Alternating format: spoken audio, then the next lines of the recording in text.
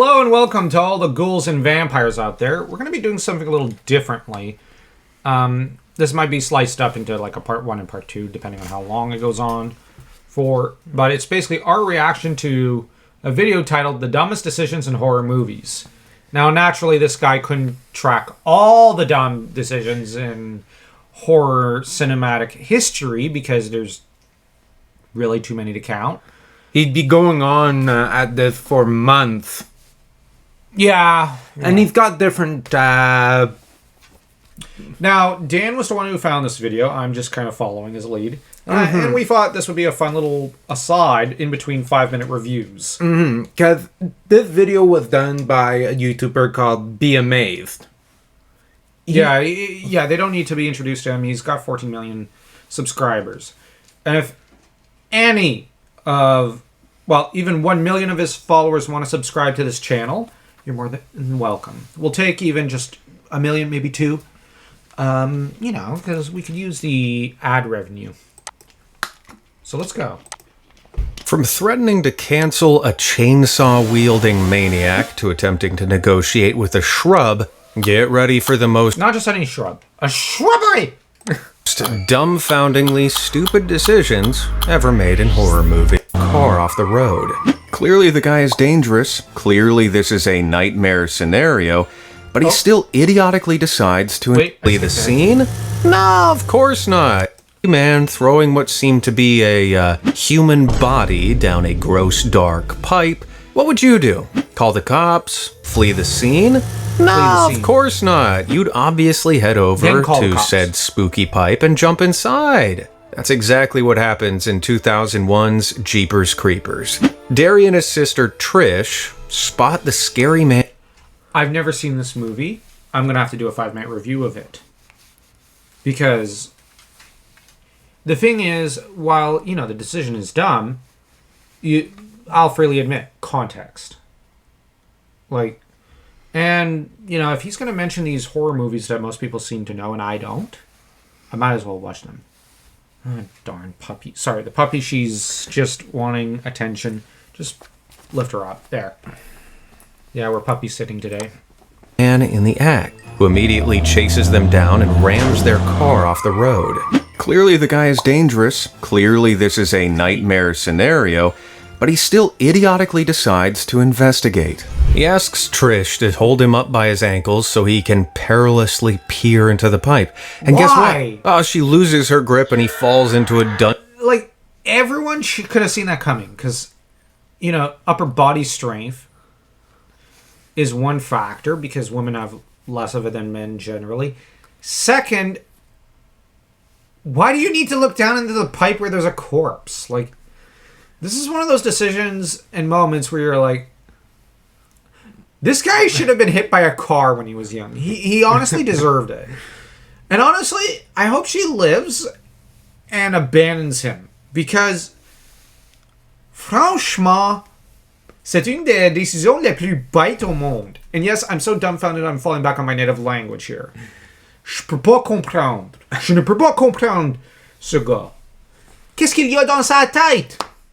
What is in his head? Rocks? Even Charles II of Spain wouldn't do that. No! Dungeon full of victims. This makes Derry a target for the demonic villain of the piece and ultimately results in his messy end. The kicker, the movie acknowledges how stupid this all is. You know the part in scary movies where somebody does something really stupid and everybody hates them for it? This is it.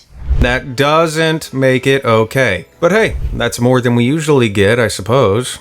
In 2014's Creep, videographer Aaron takes a job recording a video diary for a supposedly terminally ill man, Yosef. He travels to a remote cabin to meet the stranger, and it turns out he's a massive psycho. Mild shock.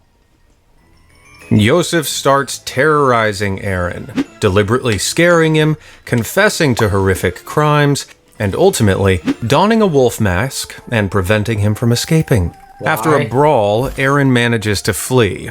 The end, right? Well, Yosef continues to harass Aaron, sending him items in the mail, and the cops are no help, the most realistic aspect of the movie. The psycho invites Aaron to a lake in broad daylight to make amends. Well, I'll actually say this. You get some of this stuff like, oh, we'll meet, he's this much of a creep. I'll meet you in this location. I feel that the police probably would act. Yeah.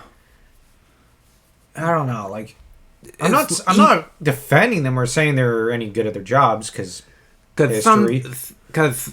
depending on how often, they might send a couple officers to... Bear in mind, this guy scared the lead and has threatened him, and he had to flee from him, and the guy is now stalking him, and said, let's meet up at this location.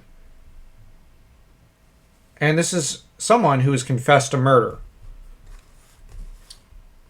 I'm just saying, this is an open and shut case. Ends. First stupid decision, going to the damn meeting. Second stupid decision, sitting on a bench, completely exposed and vulnerable, facing out to the lake.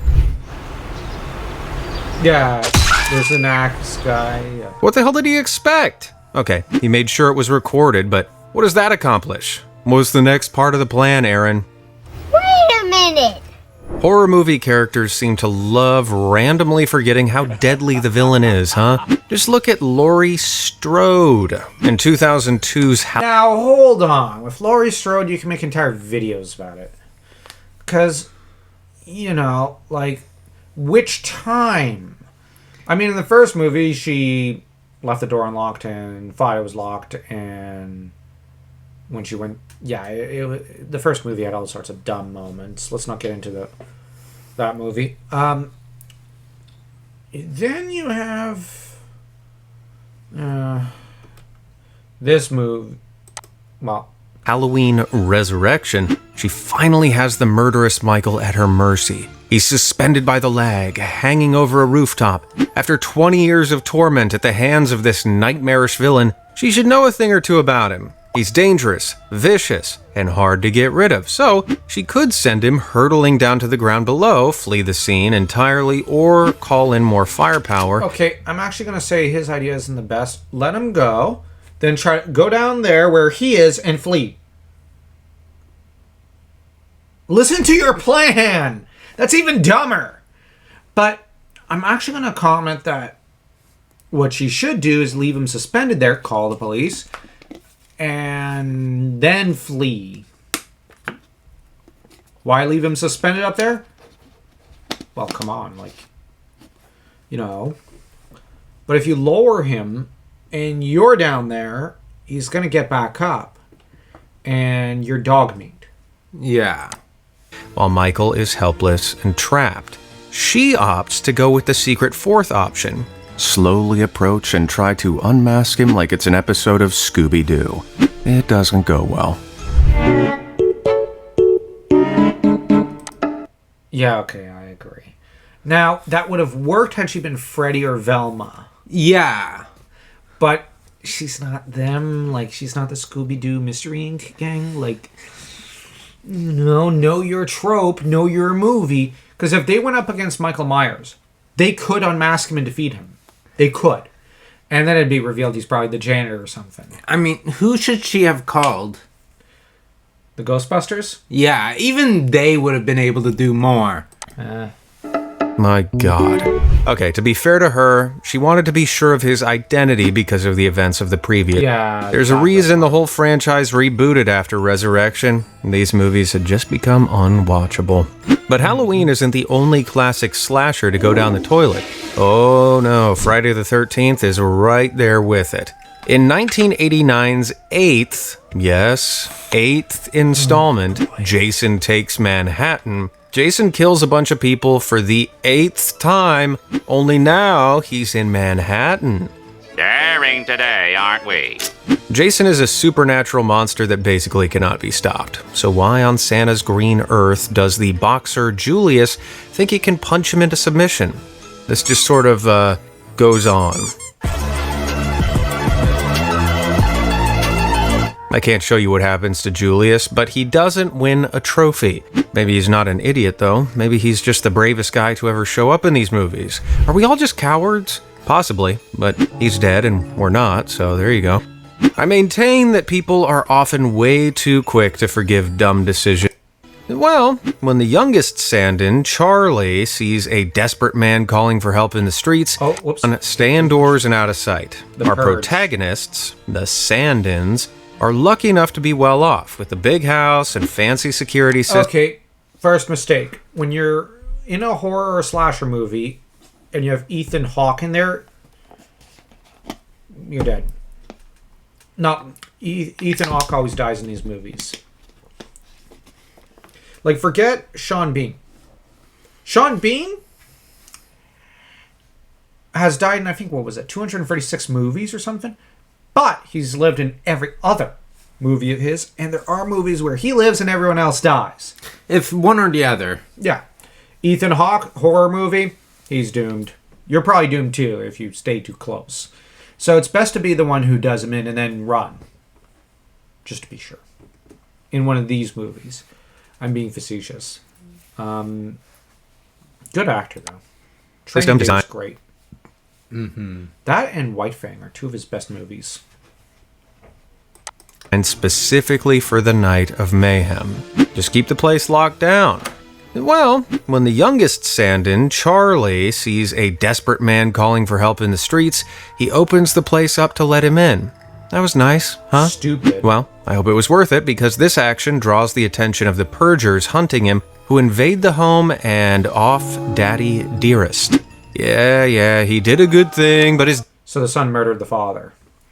Yeah. That's not good. Yeah, that was absolutely stupid. dad got killed and his family got terrorized. You decide whether it was smart or not. Charlie, I guess my point is that Well, I hope Charlie went down. I don't know. I'm not going to watch the movie, but I hope I don't. You never know with people's requests with 5-minute reviews. No. But honestly, I hope he in a life or went down. death scenario, you gotta be smart, not super empathetic, which is why I hate 2011's Wrong Turn 4. Look, there's an abandoned sanatorium filled with inbred cannibal killers. They've already brutally ended several of your friends in front of you. So, when you have them safely locked inside cells, it seems logical to take the opportunity to get rid of them and end the torment. One character, Kyle, wants to do just that by setting the cells on fire, but another talks him out of it. What? So the cannibals break out of their cells, kill and eat all the remaining characters, and then go have a siesta or something. Gotta say, the whole "we can't stoop to their level" thing really doesn't fly when you're facing down literal embodiments of evil that can and will pull your limbs off when they get the chance. I'd rather be alive, thanks. But I think that most horror characters Yeah!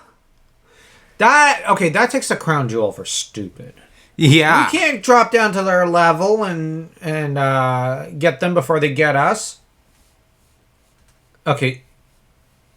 You want to go in the cell with them? You be my ass. I'll burn you alive too. Like, what the heck are you thinking, lady? don't care about living.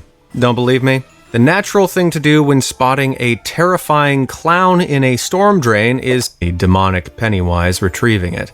Look, just leave the paper boat, kid. I don't know of a single child who'd actually fall for this trick. Growing up, I grew up with there were some smart, some dumb people. None of them would fall for this. No. Georgie in it is incredibly dumb. Now, that being said, I know of some adults who do this for whatever reason, but not kids, weirdly enough. Your brother can make you a new one in like 2 minutes, but no. Instead, Georgie sticks around to have a chat. He wants his boat. Cue the necessary boats from I Met Your Mother.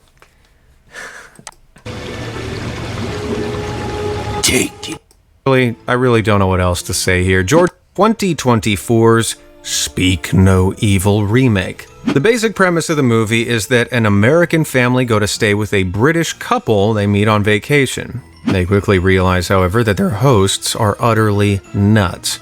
The pair displays some incredibly inappropriate behavior that should have any normal person getting out of Dodge. Forcing the vegetarian to eat meat, mistreating their own child, reveling in their guests' discomfort. Now, feeding the vegetarian meat, they're actually looking out for her health. I'll actually defend that action. Yeah. How shall I put it? I have contempt for vegetarianism. I truly do.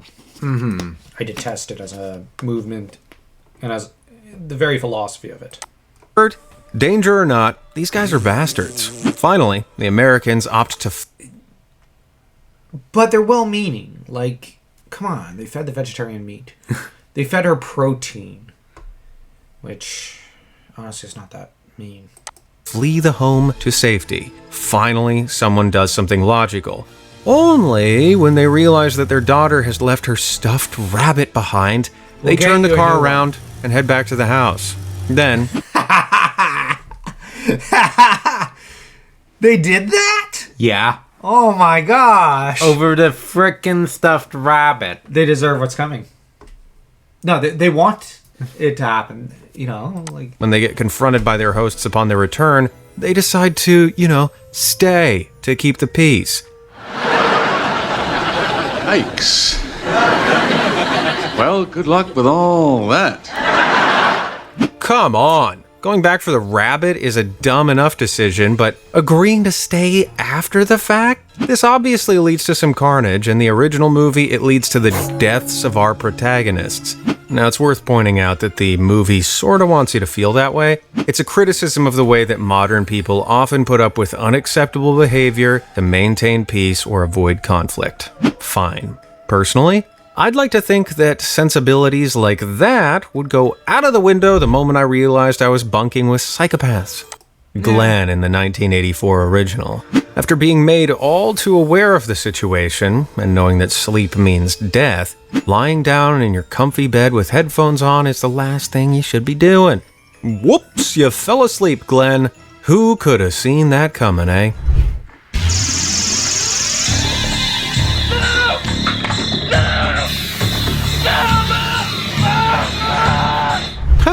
What's silly old Glenn like? But the 1985 sequel features an even more boneheaded decision.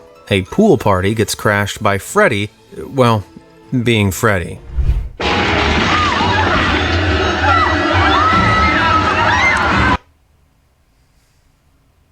Freddy, you're a little old to be at a teen's pool party. Like, I know some people never grow up. Like, you got some ladies who still think they're like 15 years old. You got some guys who are, what's the term, man-child or children? Woman-child, man-child. You gotta grow up sometime.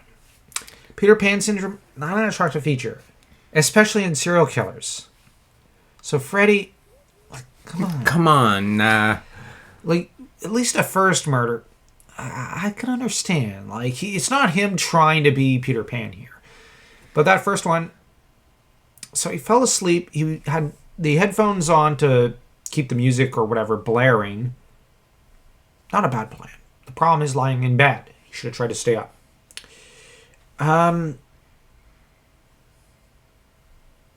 But this second one, it's looking like it's going to be pretty good. That poor table. Oh, and he kills a whole load of people. The survivors of the assault are cornered and the end is near. If one of them is going to come up with a plan of action, they need to do it now. One shot. What do they come up with? Well, we're boned. You have just seen this melted face man slice, impale, and burn your friends. I'm here to help you. Help yourself.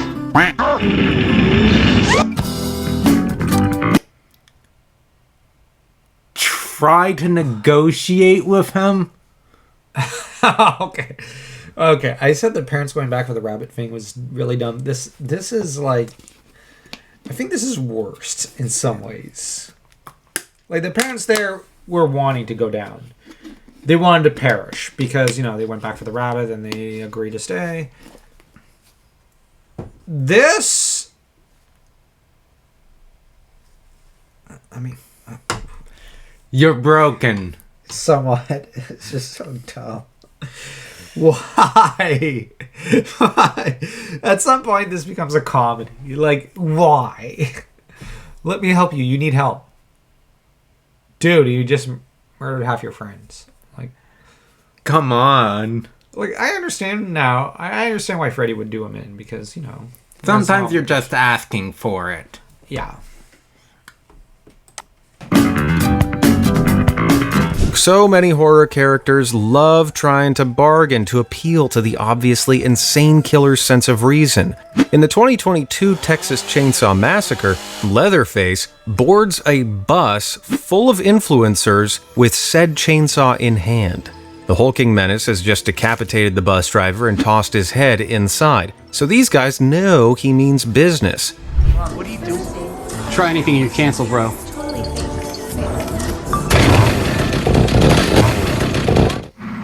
I'm in danger!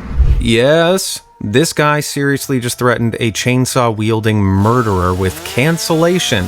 Man, why didn't we think of this before? Just tell terrorists they'll be banned from X. I'm sure that'll stop them. There's no way in hell I can show you any of the utter carnage that follows, but just know that the threat didn't work at all.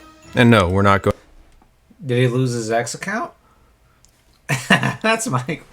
Shit. I don't think he even had one. No. Like, he's a hillbilly with a chainsaw. Like, I don't even think Ash from Evil Dead has one in the remake TV series or whatever, or continuation TV series. I don't really care. I don't remember it. I haven't seen it. Maybe I should. But anyways, this is just... You're asking to just be decapitated. You want to. Like, there's no way that... No, wait, no. I've known some pretty dumb people. So yes, this is very realistic. There are people who would absolutely do this. They'll get a lot of clicks. They're not going to make it through the day, but they'll get a lot of clicks. What's she chewing on? Nothing. No. Okay. So, let's go. Going to be getting any more sensible than that. In 1986's Slaughter High, a group of friends show up to their high school reunion to find their old school empty and dilapidated. Naturally, it was all a trap, and the group get offed one by one. One character, Shirley, decides that now is the perfect time for a bath. Firstly, what kind of school has bathtubs? Secondly, why the hell would you decide to take a soak now? Why make yourself both trapped and vulnerable? As if all this couldn't get any dumber, acid comes out of the faucet. Good. So, when one member of the family, Andrew, has Leonard at gunpoint, rather than offing the antagonist, he decides to order him into the bathroom and trap him inside. Okay. I guess that was one of the choices available, but when we hear the window in the bathroom smash, Andrew and his fam immediately worry that Leonard has just jumped out of the window, and the only way to check is to open the door.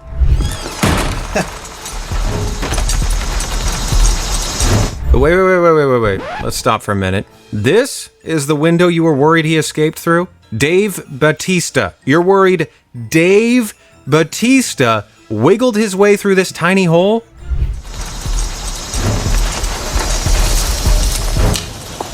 Yeah, no.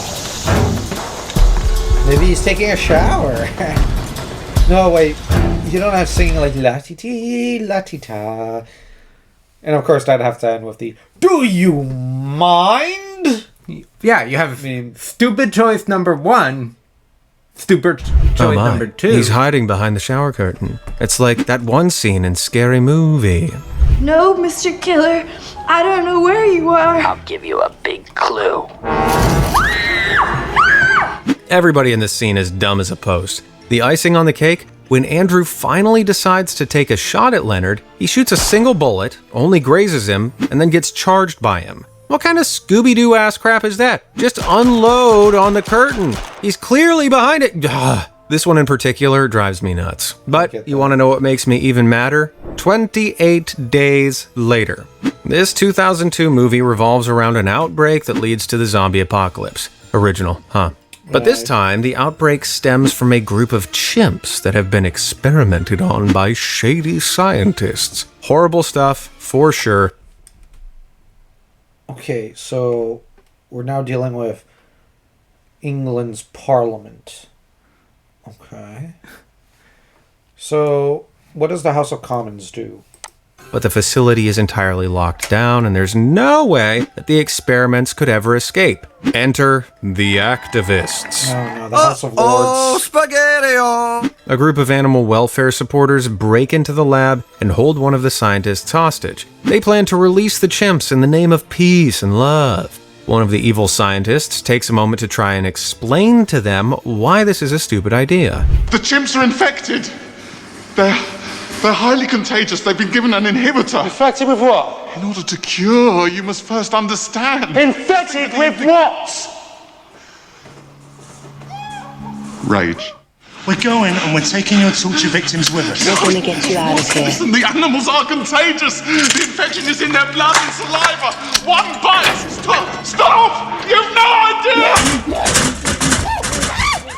Yep, ignoring all the warnings from the expert in the room, they release the chimps. What could possibly go wrong? Well, they cause an apocalypse that completely destroys society in Britain. Oh no! Oh no! The man literally told you what would happen, and yet you still thought you knew best. Hope you're happy, hippies. Word to the unwise, if someone... Well, this one I actually expect. Activists are that dumb. So, yeah, it's like... And they get caught up in group psychology. Yeah, and when someone tells them, no, this is a really bad idea, please don't do it. Please, please, please, please, please, please, please. They still do it. Like, you presented all the evidence. Short of the research papers and delivering a university lecture, which probably should have led with those. Someone who clearly knows more than you about a potentially life-threatening scenario warns you not to do something. Listen, whether it's infected chimps or sadistic spirits. Yes, we're going to talk about 2007's Paranormal Activity. After experiencing inexplicable supernatural phenomena, Micah and Katie visit a psychic. He explains that Katie seems to be haunted by a demon, one that feeds off negative energy. His advice? Don't try to communicate with the thing. Contact a demonologist. Micah's choice? Film everything, and provoke the demon for several weeks. I won't leave you in suspense here. It goes about as well as you suspect. Oh no, not Micah. My guy, you've witnessed the crazy things that this demon has done. You know it's real. Why did you ever think it was a reasonable thing to do? If Micah were a real guy, he'd be a shoo-in for our Darwin Award series. But come to think of it, so would everyone in this video. Case in point, Juno from The Descent. This 2005 flick follows a group of women as they go spelunking. Only Juno, the organizer of this little trip, secretly led the group to an uncharted cave system instead of the mapped one they believed they were heading to. So, when there's a cave-in and the group is trapped inside, they have no idea where they are or how to escape. So, why the hell did she do it? Well, she wanted them to discover and name the system. Okay. But why lie to everybody? Was it supposed to be a nice surprise? Well, it turns out these caverns host some particularly nasty surprises ahead. Well, shucks. It's full of deformed mutants that just love chowing down on human flesh. I can't help but feel that all of this was incredibly avoidable. Good job, Juno. Your selfishness and stupidity got everybody killed. She'd probably get on great with Nicole from 2004's Dawn of the Dead. Naturally bummed out by the zombie apocalypse, Nicole befriends a cute little dog she names Chips. But it turns out that Chips is useful for more than just company. See, the zombies completely ignore dogs. They're only interested in humans. This makes Chips the perfect candidate Hear that, Cookie? You'd survive a zombie apocalypse. Same with Jet. Mm-hmm. Does she have the energy, though, for it? That's the question. Not right now. She would if we were going for a walk. To deliver some supplies. Okay. Nicole knows this, but when she sees the zombies acting aggressively around her pal, she freaks out. So what does she do? She steals a truck and goes after the dog on a crazed rescue mission. A rescue mission that is not only entirely pointless as the zombies don't care about Chips, but one that also gets a whole load of people killed. Not her, though. No. Nicole and her dog survive the whole ordeal. So why does she get... I feel it's important to point out Chip survives. Yeah, the dog survives. That's the important part. But it was completely pointless. Yes, I agree, but the dog survives. Yeah. I don't care about the rest of them. I don't care about her. Actually, I prefer if she went down, but I want Chips to survive. Yeah. I'm more invested in the dog. Now, zombie movies are dumb. I'm not going to belabor the point. I don't think much of them. I don't see the point. But, although that being said, Shaun of the Dead is pretty funny. But Chips, I do care about. Except I'm kind of sick of regular flavor. Barbecue's quite tasty. I guess. to make it out of this mess that she caused. Ridiculous. I'm sure that there are some of you who will find some way to justify Nicole's moronic move because she was worried about her pooch. Oh yeah? Okay then, Dr. Dolittle, justify this one. 2019's Midsommar follows a group of youths who head to a remote commune in Sweden for a midsummer festival. But why the heck did they stick around after witnessing members of the commune fling themselves off a cliff? That's the reddest of flags, but no, they stayed. They stayed in the village of psychos. Honey, you've got a big storm coming. I don't care about respecting a cultural tradition when that tradition involves people unaliving. Of course. What I don't understand is, how would such a cult even be founded? Like, think about it. Sweden was a Christian society for 1,000 years. This runs so contrary to the cultural traditions of Sweden. Yeah, I don't... Just with that, the minute you turn your brain on, this movie stops working. But yeah, sticking around when the people are unaliving themselves, as he puts it. Yeah, I don't get it.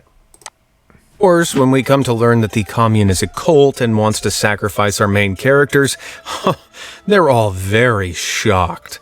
Dolts. Any idiot could have guessed that something like that was going to happen. And if you go on vacation and your Airbnb host starts offing themselves, you should leave. Controversial, I know. It's a similar lack of common sense displayed by Louis Creed, protagonist of the adaptations of Stephen King's Pet Sematary. Louis discovers a spooky burial ground that can resurrect corpses that are left to rest there. When his child's cat is run over, he opts to revive it using the ground. Now, the once cuddly creature returns as a vicious and off-putting parody of itself, complete with glowing eyes of evil. This should be the point that a rational fellow writes off the mistake and learns from it, but nah. When his son bites it, Louis chucks him in the supernatural graveyard too. But maybe it'll work this time?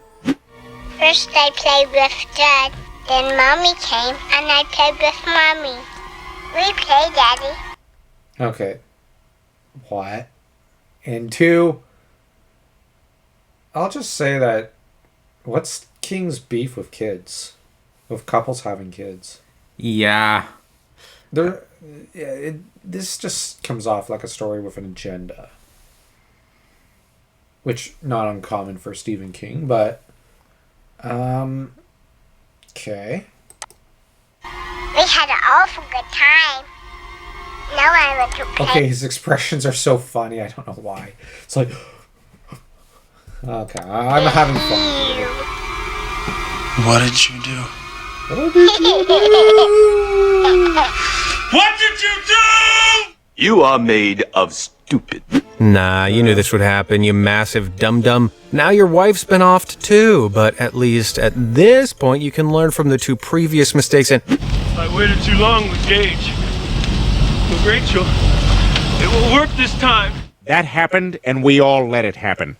No, I get it. I get it. You're grieving, but that's an unimaginably, profoundly smooth-brained thing to do. And he's dead. Who could have seen that coming? You know who else didn't see their nasty end coming? Mike from 2008's The Strangers. Although he really should have. Let me set the scene for you. Mike arrives at his friend's home to find it pretty messed up. The car is mangled out front. The front door wide open. Nobody's around, and creepy country music is blaring into the night. Okay, the country music, that should have been the tipping point when he knows something's off here. I'm joking. I actually like country music. Suddenly, his windshield is smashed by someone unseen. Foot. He doesn't go for help. He doesn't phone the cops. He doesn't call out to his friends. No, he creeps through the house with literally zero spatial awareness. So, when his cowering friends mistake him for one of the maniacs and blast him in the schnoz, it isn't surprising. Look, I get it. Was it brave to go inside? Sure, but it was also stupid. Would you have done the same? Hey, let me know down in the comments. There's one movie character I'm sure you wouldn't replicate, and that's AJ from 2022's Barbarian. AJ is facing a lawsuit and needs some extra cash to pay for his legal costs. So he checks up on a property he forgot that he owned to assess its worth. As he checks it out, he discovers a secret basement doorway leading to a dingy room with only a bucket, a dirty bed, and a camera. Right. I think it's obvious that nothing good has happened here, and this place is a no-go zone. Well, it gets worse. AJ then discovers a deep, dark tunnel going further into the earth. Alarm bells, right? Oh boy. Nope. AJ's more concerned about all that extra square footage. Just think of what he could do with all that property value. Yeah, spoilers for Barbarian, but there's a creepy, deformed incest monster that is down there that gets him. But get a load of all the extra space, though, am I right? Worth it! Sure, AJ is vapid, self-centered moron, but even he should have been able to see the danger here. Take this for example. As a functioning human, this thing should immediately trigger fight or flight for you. In the 2013 remake of Evil Dead, this ancient cursed text, the Necronomicon, is the key to unleashing supernatural evils. Hell, it's covered with barbed wire. It should clearly be left alone. Just look.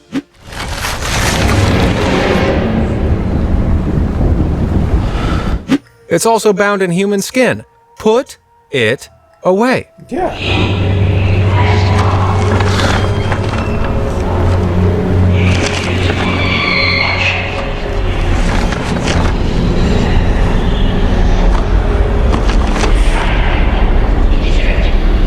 Stop. Even the pages of the book are telling you to leave well enough alone. I feel this is the stupidest one. Because the book is telling him, listen, bro, don't touch it. Don't touch me. This thing should also have a #MeToo thing here because he's clearly harassing it. It is telling him it doesn't want him. At this point, it's fully justified. I'd say that it's telling him in big, bold letters to walk away. Well, look at them. They are big, bold letters. Exactly. And she's staring at me because I keep exclaiming. Oh, she's so cute. Okay, that is a really, really... Close it, you knuckle-dragging, nose-picking walnut brain. Kunda. Oh, come on! Okay, screw you, man. At this point, you deserve whatever you get. The Haunted Book exists in the original movies too, but its power is usually unleashed by listening to recordings of the thing. Here, Dumbo sees the terrifying tome, reads the warnings, and goes ahead with reciting the Latin aloud anyway. Zero sympathy from me. But you know who I do have some sympathy for? You want to know the worst part? I went to school with people like that in university. I can actually say we both had a professor who would have done that. Yeah. You know who I'm referring to. Yeah. I know a few others in my department who would have. Weirdly, I'm going to defend your department because you were mostly in psychology. They wouldn't do this. Yeah, most of them wouldn't do this. But the English department was different. History department, I'm thinking about it. No, actually, no. No, wait, some of the students. Some of the students, yes. The teachers, no. But the students, yes. You met a few of them. Yeah. Like, yeah. So, you can imagine how well I spent my time in university at that time. I wasn't exactly impressed. There's a reason I stuck to the Japanese students, because they at least had a brain. Yeah, that's fair. Tatum from 1996's Scream. You see, when she's cornered in the garage by the bloodthirsty Ghostface, Tatum fights back.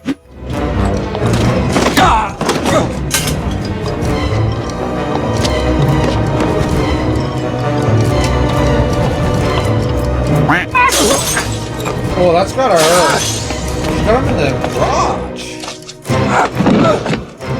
Finally, Damn, someone that girl. actually thinks in these movies. With the door to the house locked, she has no choice but to try and escape through the main garage door. What are you doing? She was right at the button of...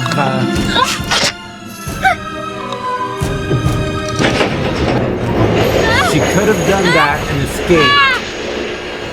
Now, unfortunately, she wanted gets to do it, stuck and becomes the next victim. Tatum has garnered a bit of a reputation for being a stupid horror character, but I don't really think that's earned. I mean, yeah, she could have taken the opportunity to press the garage door button herself to escape while Ghostface was down, but she still needed to approach him for that. The doggy door isn't a dumb choice. Tatum can clearly fit through it. Actress Rose McGowan could easily crawl through the door, so crew had to nail her shirt to the inside to stop her from getting out. She's not stupid, movie. You're stupid.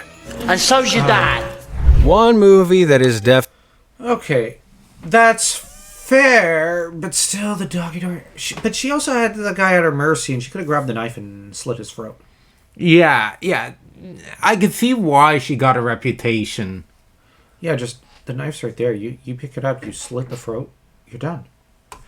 And then you unmask definitely him. stupid, and also filled with stupid characters, is 2008's The Happening. This hilariously weird Shyamalan flick focuses on a new defense mechanism. I'm gonna stop right there. I'm gonna stop you right there. It's Shyamalan. It is utterly stupid. The man can't direct, or write, or think. How does the hell does he have a career? It's beyond me.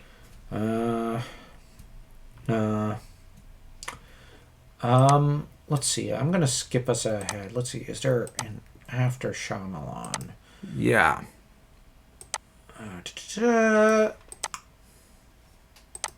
But he's now got a phone line to the authorities and still be able to tap dance. And old Stumpy Gordon isn't the only knucklehead from the Saw franchise. In the 2005 sequel, a group of unfortunate victims are locked in a booby-trapped house, and a deadly nerve agent will finish them off if they can't retrieve the hidden antidotes in time. One character, Addison, wanders off on her own to search for the miracle cure. She eventually finds her antidote, sealed inside a glass box with 2 convenient gaps, just big enough to fit your arms in. Now, given that the whole building is a hellish house of horrors, you might think that Addison would stop and assess the situation in front of her. She doesn't. You blew it! She quickly finds that the armholes are filled with blades that dig into her arms the more she tries to pull away. She's trapped, But what would have happened if she had analyzed things first? Well, she'd have discovered that there was no need to use the razor holes at all. The back of the box has a lock with a key already inside. She just needed to walk to the other side, turn it, and grab the antidote.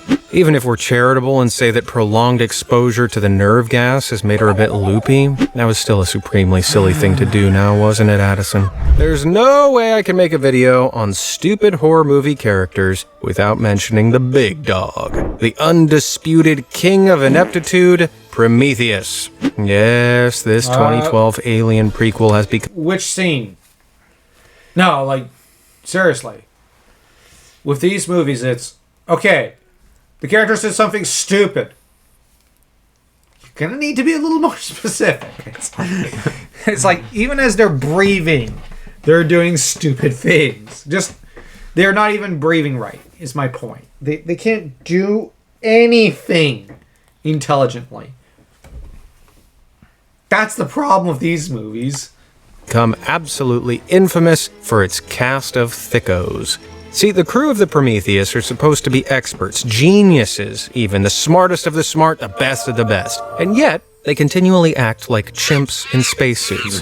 One of the most well-remembered fools from the movie is Milburn, the biologist. This man's whole career is based around animal life, their genetics and behaviors. So, when he comes across this creature on an unknown planet, you'd think he'd react entirely rationally and utilize his expertise.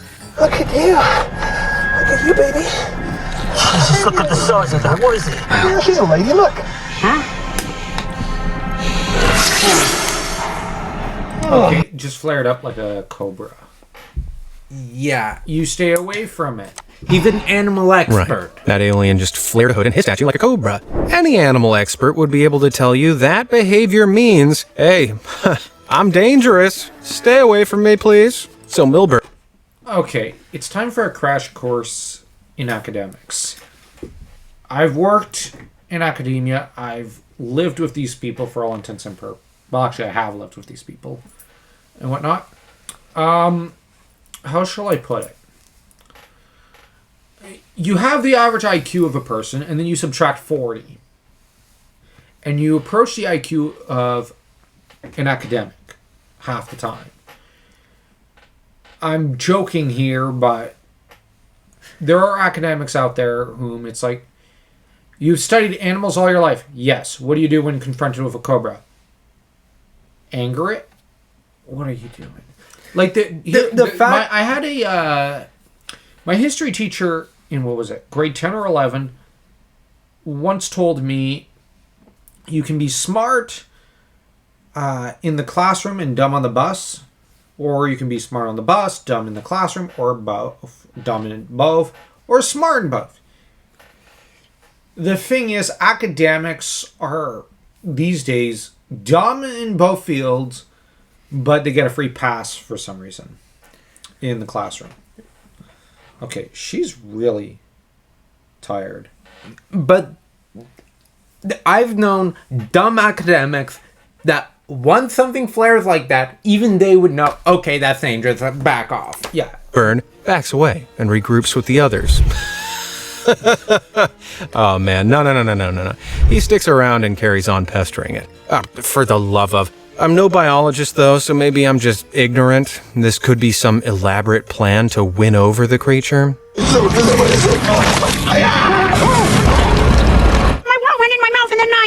Can I have a new one? There were so many different options available to old Milburn here, and he just had to choose the stupidest one. But he's in good company. It's a real meeting of the minds over on Prometheus. Take this action-packed finale set piece. The alien ship crashes and starts rolling towards two of our crew members, Shaw and Vickers.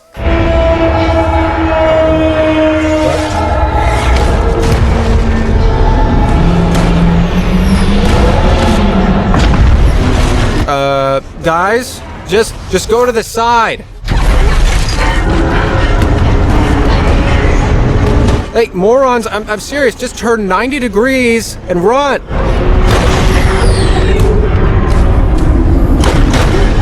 Oh, for the love of people, come on, just get out of the way. It's really not that hard. A dog would have... There you go.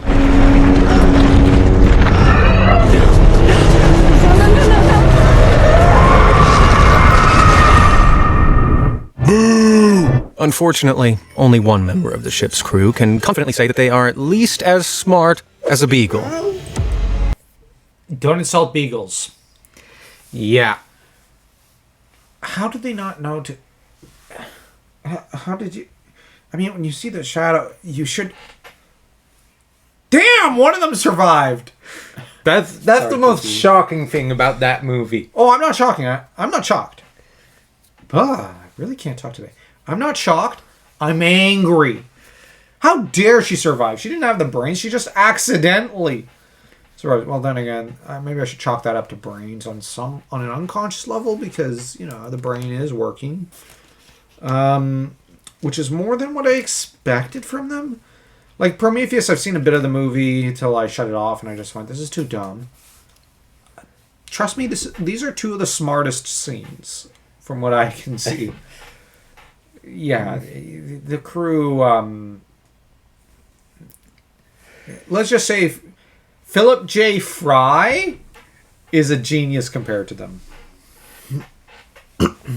Yeah. Hey, Cookie. I'd have to ask you, which one do you think is the stupidest?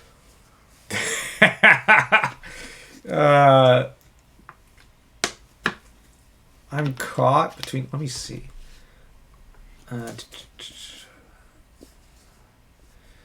Well, the Necronomicon guy.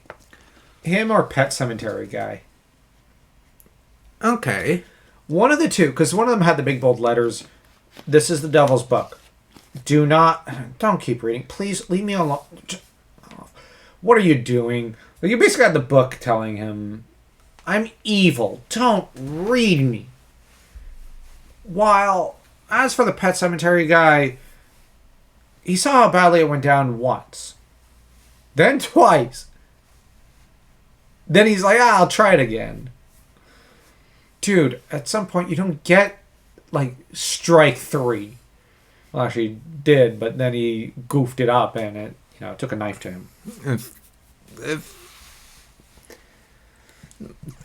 For me, one of the dumbest might be, yes, the guy with the Necronomicon, but the chick with the cannibals.